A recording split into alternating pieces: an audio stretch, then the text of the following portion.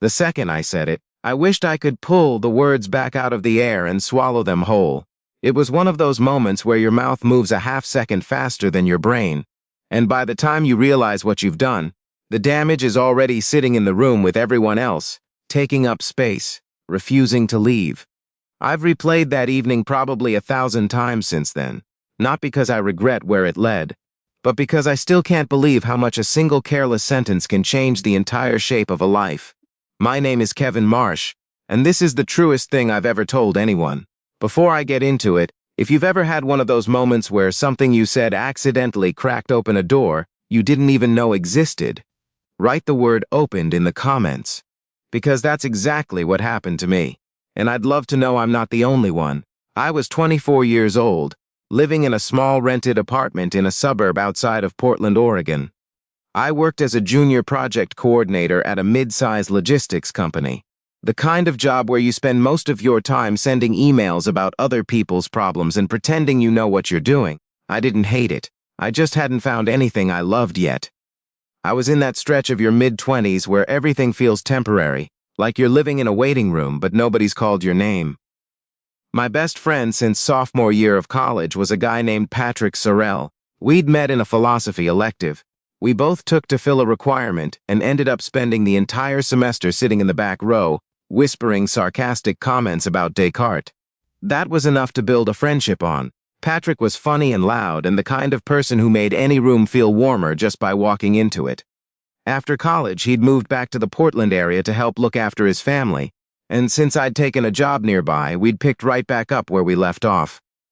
Patrick lived with his older sister. Her name was Christine Sorrell.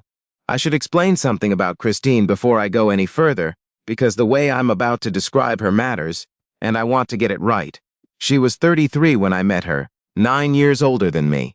She'd been married for 5 years to a man named Greg, and that marriage had ended about 8 months before any of this happened. She had a daughter, a 6-year-old named Lily, who called everyone Buddy, regardless of gender or age, and had strong opinions about which color crayon was the best. Christine worked as a physical therapist at a rehabilitation center not far from the house. She was the kind of woman who seemed to operate at a slightly different frequency than the rest of the world, quieter, more deliberate. She thought before she spoke. She noticed things other people missed. When she laughed, it was always at something that was actually funny, not just socially convenient. To me, for a long time, she was just Patrick's sister. I'd been around the house enough that she'd stopped introducing herself when I came in, just waved from wherever she was. That's the kind of comfortable I mean. The night everything changed was a Saturday in late October. Patrick had been hosting a small get-together. Just a few people from our friend group, some beers, football on in the background. Nothing special. Christine had spent most of the evening in the other room with Lily, getting her through dinner and a bath and a bedtime story. By around 9, Lily was asleep, and Christine drifted back out to the living room. Still wearing the oversized cardigan she'd had on all day, her dark hair pulled up in a loose knot. She poured herself a glass of wine and settled into the armchair at the edge of the room, half listening to the game, half reading something on her phone. At some point, Patrick made a comment about how she looked exhausted, the kind of teasing older brother observation that's 90% affectionate and 10% annoying. Christine shot back that single parenting would age anyone, and she said it lightly, like she'd made peace with it. But there was a flicker of something underneath the words that I caught, and then, without thinking, I said it. I told her she didn't look tired at all. I said she looked better than most of the women I'd dated in my 20s. The room went strange and quiet. Patrick turned to look at me the way a person looks at someone who has just knocked over an entire shelf of glassware in a store. That slow, horrified look that says, "What did you just do?" I felt my face go hot immediately. I laughed. That awful, defensive laugh that's really just panic in sound form, and said something about how that had come out completely wrong, that I just meant she looked good for someone who'd had a long day. I was making it worse with every word. I could feel it. Christine looked at me from across the room. She didn't look embarrassed. She didn't look offended. She had this calm, measured expression. It's like she was deciding something quietly behind her eyes. And then she said something I was absolutely not prepared for. She said, "That's either the sweetest thing anyone said to me in 2 years, or you need to raise your standards." Patrick said, "Please, both of you, stop." Christine smiled, not at me, kind of to herself, and went back to her phone. The moment passed, the game came back into focus. Someone opened another beer. But something had shifted in the room. Something small and invisible and impossible to name, and I could feel it sitting there even after everything moved on. I drove home that night with the windows down even though it was cold, just to have something to focus on besides the loop running in my head. The following weeks were uncomfortable in a way I couldn't fully articulate to myself. I kept showing up at Patrick's place because that was what I always did, and everything was technically normal.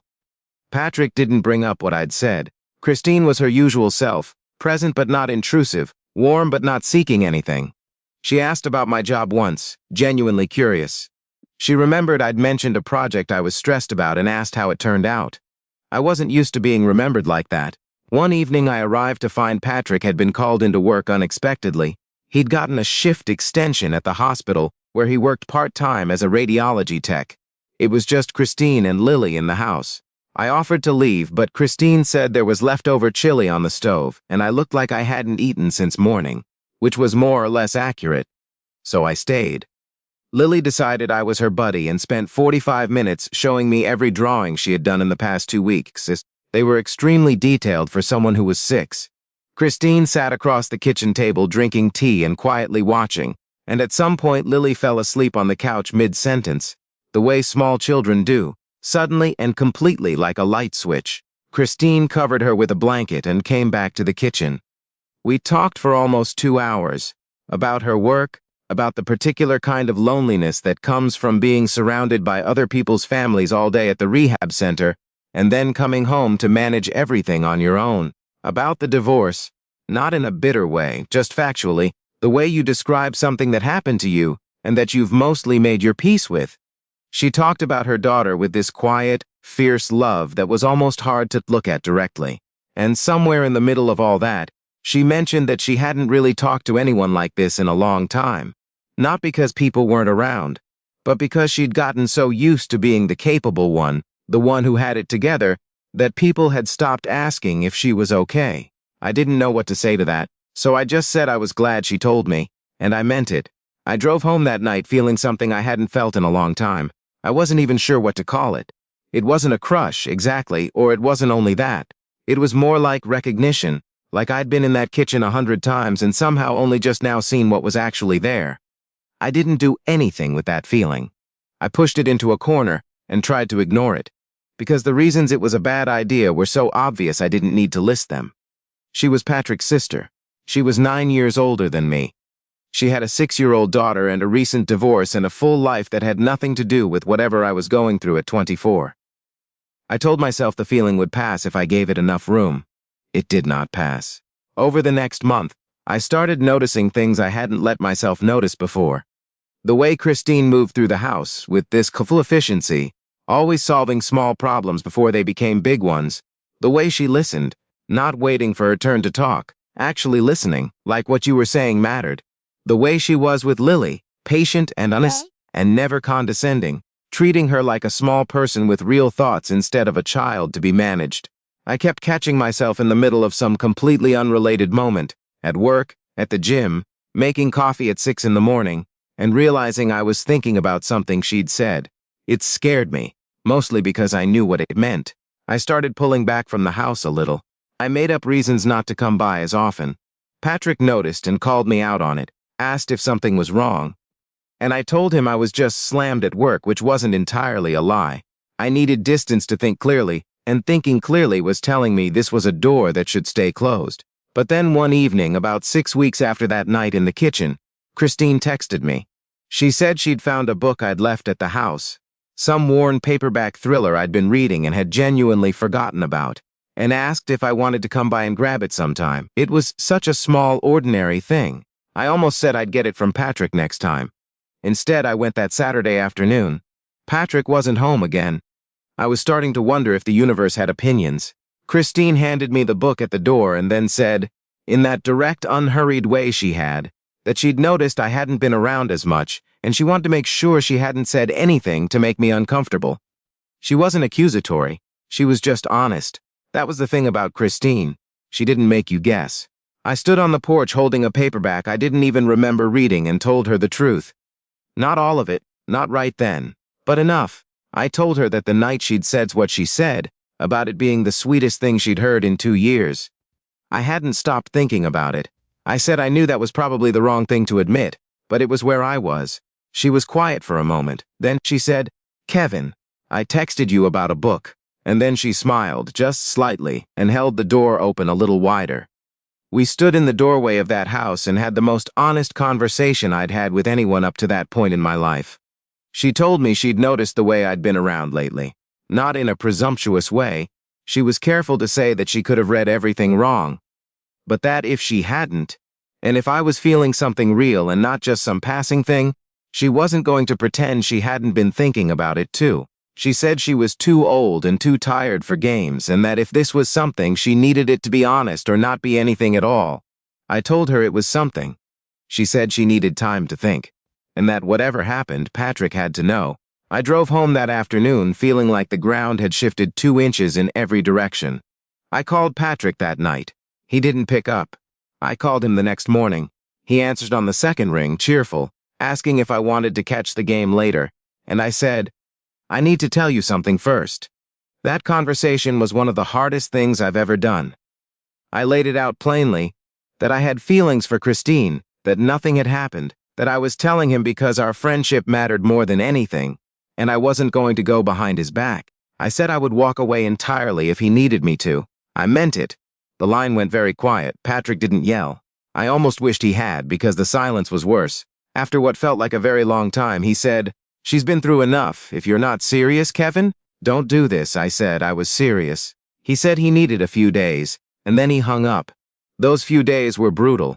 I went to work and came home and sat in my apartment and questioned every decision I'd made in the last month. I wondered if I'd let some ridiculous, inconvenient feeling blow up the most important friendship of my adult life over something that might not even go anywhere. I wondered if Christine was sitting in her house having the same thoughts. She texted me on the 3rd day.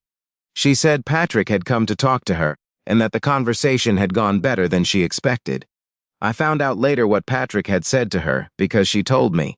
He'd sat across from his sister at the kitchen table and asked her, straight out, if this was real for her, or if she was just lonely.